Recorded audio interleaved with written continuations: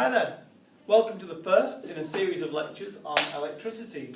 And the first lecture that we're going to have is all about charge and current. And those two properties are absolutely fundamental to electricity in general, and that's what we're going to focus on today to get us kicked off. So, the first things that we're going to focus on are our learning outcomes. So these are demonstrate, define, apply, or whatever these various statements, and that is electric current as the rate of flow of charge. And there's an equation there, I equals delta Q over T. The second one, the Coulomb as the unit of charge, the elementary charge, and the net charge as quantized E. Now imagine that will all seem a little bit confusing at the moment, but it will all make sense, hopefully, by the end. So the first thing we're going to look at is Pikachu, lightning, a bulb, a Van de Graaff generator, which I'm sure you will have played with at some point in your life, and a battery. Now, what is the common property that all of these things share?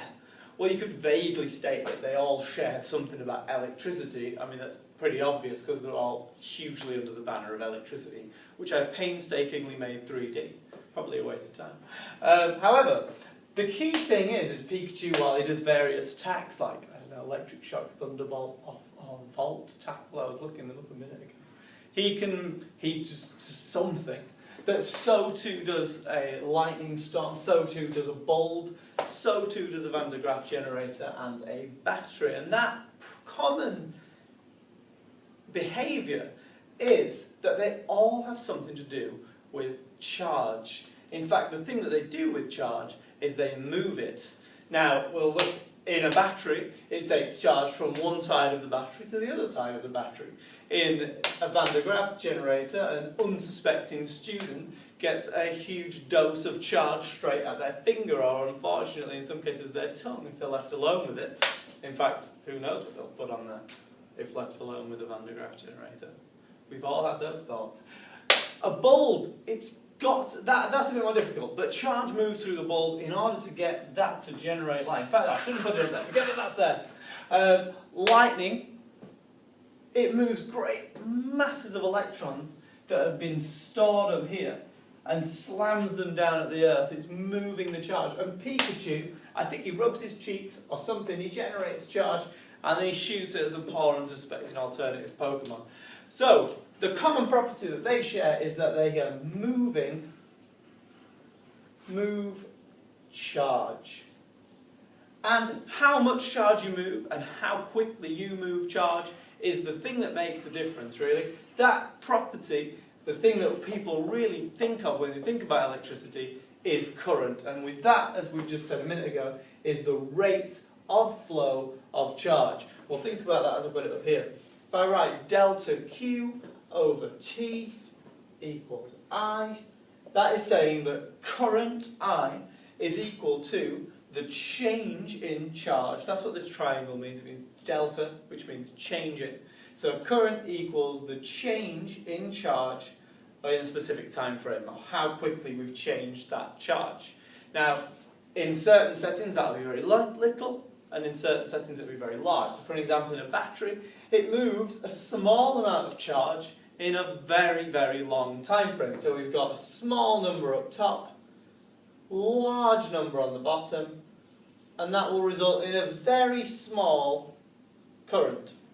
Now there are other factors that will be at play here, but in general, small current comes out of batteries. On the other hand, we look at a lightning storm, or in fact Pikachu. They generate a massive amount of charge. And they release it in an incredibly short time frame, which results in a very, very high current. I've put VV high, but you can't see that probably. Very high current. So this particular way of thinking about it allows us to understand how current really is the way we use electricity. It can be very, very powerful, like Pikachu, or it can be very, very not powerful, like a little battery. But they each have their uses, they each have their practical place. So, we need to think again about another thing while we're looking at this, and that is the units involved. the next one on here is the coulomb as the unit of charge. Now that means that our charge here, our Q, has the unit C, the coulomb, right? That's obvious, it's written there. If we want to stick to SI units, which I'm sure that I've probably told you about or that you're familiar with, but we'll talk about them at greater length, they're basically the system at which we're always going to stick to. It keeps everything consistent, and it means that when we use an equation, it works. So, the SI units for time should be, do you know? Seconds. Well done. And that means that current is measured in coulombs per second, which has a different name, which we call amps, with the symbol A. So 1 amp is equal to 1 coulomb per second, or current is equal or defined as the rate of change of charge. Right? Is that okay so far? I hope so. Right, so hi. We have this example here of Pikachu shooting some poor unsuspecting victim, and he does that by his very effective lightning technique. So he's going to discharge 12,000 coulombs, remember our unit of charge, in 0.01 seconds. And what I want you to try and do is figure out the amount of current that that is generating. So, if you want to pause the video now and quickly work it out, do that now.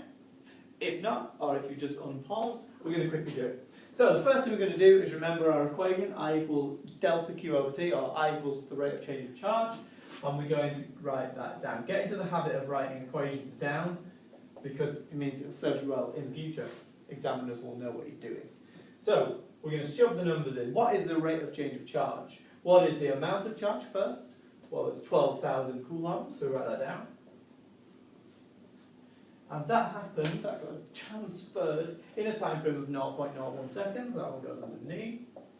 And that equals 12,000 divided by not 10, but 100 becomes 100 times bigger.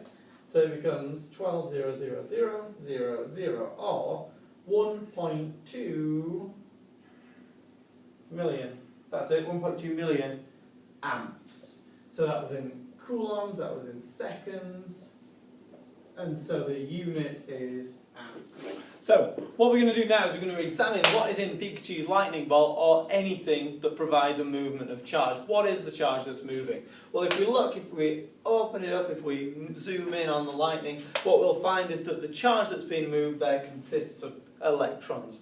And the electrons is where our charge comes from. The charge is provided by the electrons themselves.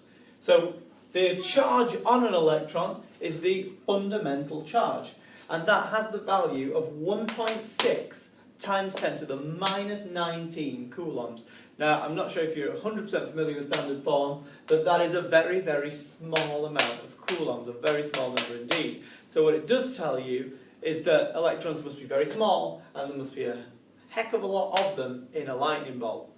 So, that is the fundamental charge, or more commonly referred to as the elementary charge. But the two are interchangeable as words, the elementary charge and the fundamental charge.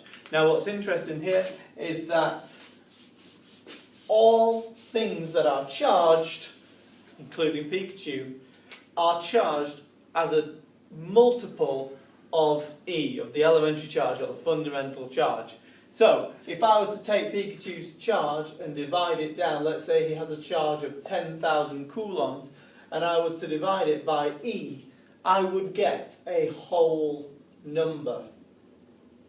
So, anything's charge divided by E must be a whole number of electrons, because that is the smallest unit of charge present. Does that make sense? So, what we're going to do now is quickly review the aims. And we're going to use Pikachu to do it. So, can we, or do we know how to demonstrate, define and apply the electric current as the rate of flow of charge and use that equation? I think we've covered that. Do we understand that the coulomb is the unit of charge, the SI unit of charge? We've used it and we've shown that we can make the ampere from it. Do we know what the elementary charge is? Yes, it's the charge on an electron. It can be sometimes called the fundamental charge. And we understand that the net charge is quantized amounts of electrons. Quantized just means whole numbers of electrons make up all that base charge. Do you understand, Pikachu? Yes, I should hope so. You are pure electricity. Hooray!